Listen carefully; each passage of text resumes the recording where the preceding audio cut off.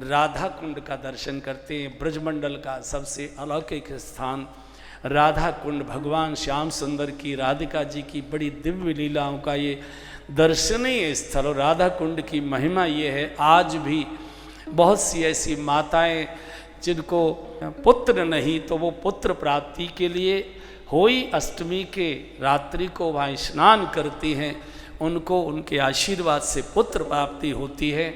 ऐसी बहुत सी घटना हमारे सामने भी घटित हुई। अनेक बंधु ऐसे थे जिनको ये दिक्कतें थी, अभाव था, और उनको ये कहा गया कि आप राधा कुंड स्नान करिए, दोनों पति पत्नी, और उनको पुत्र प्राप्ति हुई। ऐसा दिव्य स्थान, भगवान की गोपियों के साथ की बड़ी दिव्य लीलाओं का स्थान राधा कुंड। पहले इस स्थान का नाम था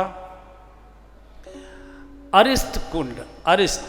अरिष्टासुर करके यहाँ एक राक्षस रहता था, और वो बैल का यानी सांड के रूप का था, सांड के रूप। और वहाँ नागरिकों को, गांव वालों को बहुत मारता था, बहुत त्रास देता था।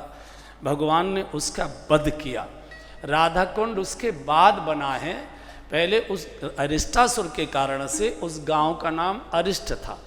जब चैतन्य महाप्रभु पहली बार बंगाल से ब्रज के प्रवास पर आए और गिरिराज जी को मान करके राधा कुंड इतनी दूरी पर रहा होगा, तो वो राधा कुंड का दर्शन करने गए। उस समय राधा कुंड समाप्त हो चुका था, भूमिसात हो चुका था।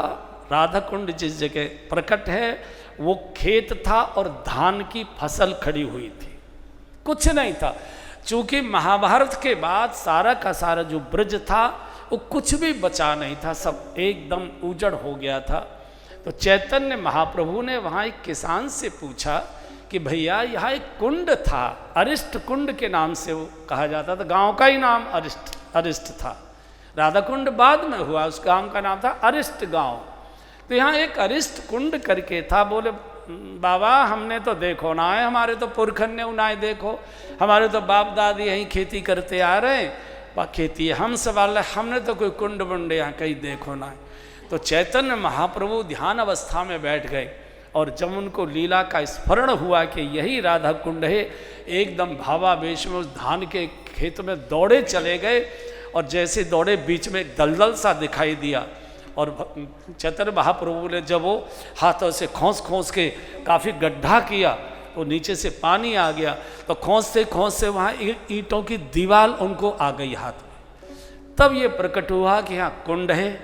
चैतन्य महाप्रभु ने आसपास के ग्रामीणों को एकत्रित करके फिर उस कुंड को शोधित कराया, तो अभी वो आड़ा तिरछा था। ये जो अरिष्टासुर था ये बहुत नागरिकों को त्रास देता था, मारता था। भगवान ने इसको पूंछ पकड़ के घुमाया और पटक के मार दिया। ब्रजवासी भी थोड़े भगवान से यहाँ उखड़े थे कुछ। उन्होंने कहा नहीं भाई तुम गौ हत्या रहे हो, नहीं दूजा, तुम ठीक व्यक्ति नहीं हो, तुमने गौ हत्या कर दी। श्री जी ने भी, राधिका जी ने भी, सब गोपियों ने भी बहिष्कार कर दिया, नहीं हमसे दूर, हम तुमको अब छुएंगे नहीं, तुमने गौ हत्या की है। अरे बोले गौ नहीं था वो राक्षस था। बोले भले ही राक्षस था, वेश में तो वो सांड के था, वो गौ के परिवार का ही तो था, गौ का बच्चा था, कैसे मानोगी? बोले प्रायश्चित करो। बोले ठीक है, हम प्रायश्चित में स्नान कराते हैं गंगा जी का। बोले नहीं, हमारे सामने स्नान करना पड़ेगा। भगवान ने सोचा कि अगर मैं जाऊंगा भी तो अब ये मानेगी नहीं, चूंकि चतुर चालाक है। तो भगवान ने वहीं अपनी एड़ी को जोर से रगड़ा और एक कुंड जल स्रोत प्रकट किया, और भगवान ने समस्त तीर्थों को वहीं आह्वान किया। भारतवर्ष के समस्त तीर्थ कृपया ब्रज में यहाँ प्रकट हो जाइए। सारे तीर्थ दौड़ कर आए, संपूर्ण तीर्थ साधक ये भगवान के इस कृष्ण कुंड में आ गए। सब खड़े हो गए सामने, भगवान को प्रणाम किया। प्रभु सेवा बोले इसमें प्रवेश करें। भगवान ने गोपिकाओं से कहा, राधा जी से कहा कि देखो सारे तीर्थ इस समय खड़े हैं। बोले हमें तो कोई दिखाई ना दे रहा। भगवान बड़े बड़ी चालाक हैं, ये सामने तीर्थ खड़े दिखाई दे रहे हैं, ये कह रही है हमें तो कुछ दिखाई ना दे रहा। एक एक तीर्थ बोल रहा है, प्रभु हम लवण सागर हैं, हम क्षीर सागर हैं, हम गंगा सागर हैं, हम सोन हैं, हम गंगा हैं, हम ताम्रपर्णी हैं, तीर्थराज प्रयाग हैं, हम ये हैं, हम वो हैं। सारे तीर्थ नाम ले लेके परिचय दे रहे हैं। ये कह रही हैं कि हमको तो दिखाई नहीं दे रहा। तो बहुत देर हो, बोले ठीक है, हाँ हमने देख लिया, स्नान करो। भगवान ने उसमें स्नान किया, पाप से मुक्त हो गए। भगवान ने कहा कि सुनो जी, मैंने तो उसको मारा था, तो मैं तो पापी था ही, चलो मैंने तो अपना पाप प्रक्षालन कर दिया। आपने भी तो राक्षस का साथ दिया, आपने राक्षस का पक्ष लिया, अपराध आपका भी है, पाप आपका भी, आपको भी स्नान करना पड़ेगा। श्री जी बोले हम नया कुंड खोदेंगे, तुम्हारे कुंड में इसलिए स्नान नहीं करेंगे, तुमने पाप धोया है इसमें, ठीक है खोदो। तो श्री जी ने अपने कंकड़ से एक नया कुंड बनाया, जो राधा कुंड है वो नया कुंड बनाया।